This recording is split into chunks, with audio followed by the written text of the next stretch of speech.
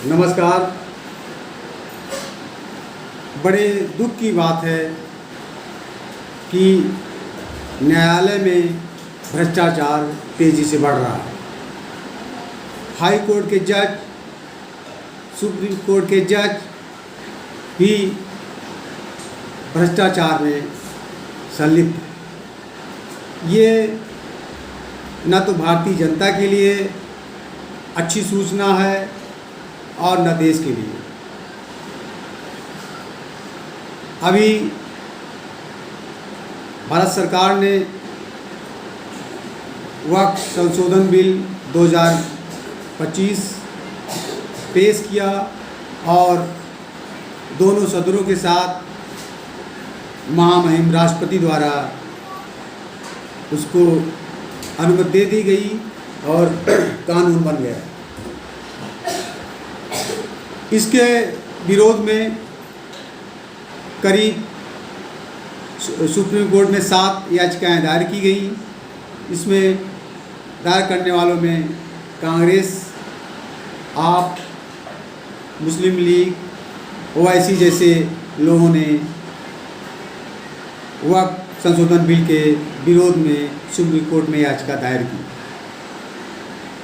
कष्ट की बात यह है कि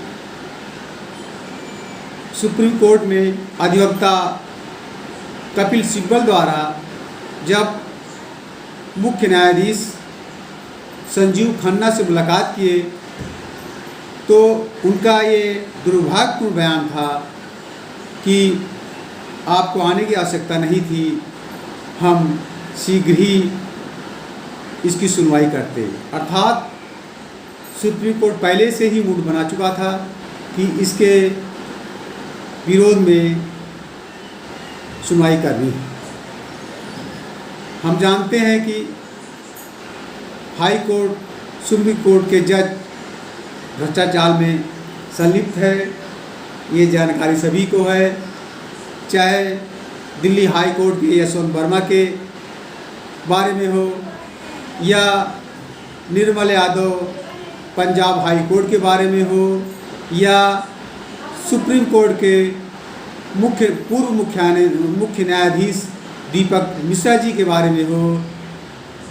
इन लोगों के बारे में भ्रष्टाचार के संदर्भ में बातें की गई, लेकिन अधिकारों का दुरुपयोग करते हुए इन लोगों को किसी भी तरीके से दंड नहीं दिया गया। इसलिए ऐसे लोगों का मनोबल बढ़ता गया और भ्रष्टाचार तेज़ी से बढ़ रहा है। हम आशा करते हैं चाहे वक्फ संशोधन बिल हो या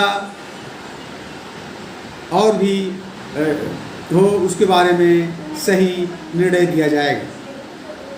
सुप्रीम कोर्ट के कुछ निर्णय जो विवादास्पद हैं, उसमें योगी द्वारा नेम प्लेट के बारे में निर्णय दुर्भाग्यपूर्ण था। रेलवे की ज़मीन के बारे में जो रोहिंग्या कब्जा किए थे उनके बारे में निर्णय भी दुर्भाग्यपूर्ण था।